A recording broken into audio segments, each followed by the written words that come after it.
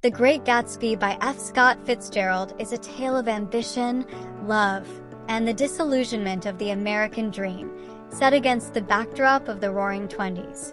The story is narrated by Nick Carraway, a young man from Minnesota who moves to New York in the summer of 1922 to learn about the bond business.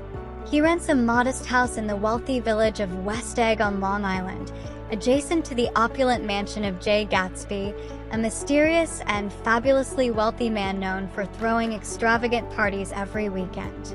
Nick's humble abode contrasts sharply with Gatsby's lavish mansion, which features a marble swimming pool, manicured lawns, and a tower reminiscent of a fairy tale castle. Gatsby's parties are the talk of the town, drawing celebrities, politicians, and socialites who revel in jazz music, cocktails, and dancing until the early hours. Despite the constant stream of guests, Gatsby remains an enigma, rarely seen at his own gatherings and surrounded by rumors about his past. Some say he's a German spy, others that he's a murderer or an Oxford man. Nick reconnects with his cousin Daisy Buchanan, who lives in the more fashionable East Egg with her husband, Tom Buchanan, a wealthy, arrogant, and aggressive man. The Buchanan's mansion is a grand colonial with French windows and lush gardens. Daisy is beautiful and charming but seemingly disillusioned with her life. During a visit to the Buchanans, Nick meets Jordan Baker, a cynical and self-assured professional golfer with whom he begins a romantic relationship. Through Jordan, Nick learns about Tom's affair with Myrtle Wilson, the wife of George Wilson, a mechanic who owns a rundown garage in the Valley of Ashes, a desolate industrial area between West Egg and New York City. Tom's relationship with Myrtle is fraught with tension.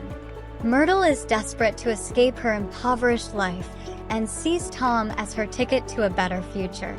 However, Tom treats her poorly and flaunts their affair, dragging Nick and Jordan along to one of his trysts in New York. At a party in Tom's city apartment, tensions escalate, and Tom violently strikes Myrtle, revealing his brutish nature. One day, Nick receives an invitation to one of Gatsby's legendary parties. At the event, he is struck by the opulence and the eclectic mix of guests. Despite the grandeur, no one seems to know the host personally. Nick eventually meets Gatsby, who is surprisingly modest and personable. Gatsby reveals that he knows Nick from their service in World War I and takes a keen interest in him. Gatsby's charm and generosity win Nick over, and they become friends. Gatsby, it turns out, is deeply in love with Daisy Buchanan.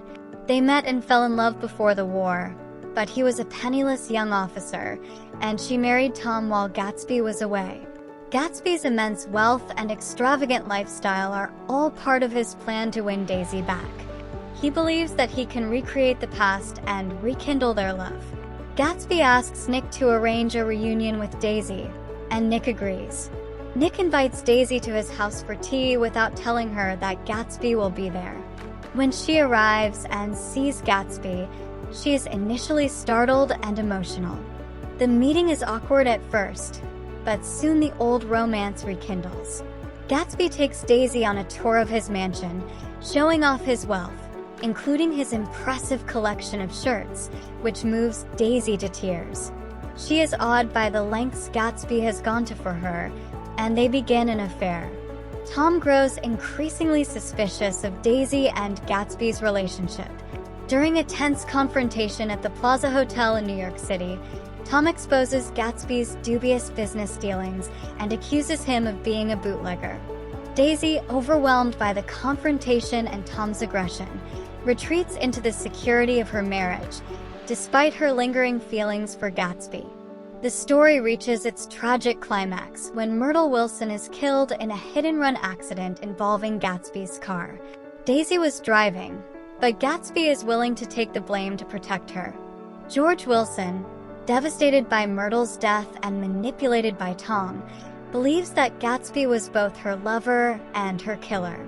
He finds Gatsby at his mansion, floating in the swimming pool, and shoots him before taking his own life. Nick is left to arrange Gatsby's funeral. Despite Gatsby's wealth and the countless people who attended his parties, hardly anyone comes to pay their respects. Gatsby's father, Henry Gatz, arrives for the funeral and shares proud memories of his son's early ambition and drive. Nick realizes the extent of Gatsby's isolation and the emptiness of his social circle. Disillusioned by the moral decay and superficiality of the East Egg elite, Nick ends his relationship with Jordan and decides to return to the Midwest. He reflects on Gatsby's relentless pursuit of his dream and the elusive nature of the American dream itself. Gatsby's belief in the possibility of recreating the past ultimately led to his downfall, a poignant reminder of the cost of living in a world driven by materialism and shallow desires. The novel concludes with Nick's reflection on Gatsby's dream and the enduring allure of the past. So we beat on, boats against the current, borne back ceaselessly into the past. This final line encapsulates the tragic beauty of Gatsby's quest and the relentless, often futile pursuit of the American dream.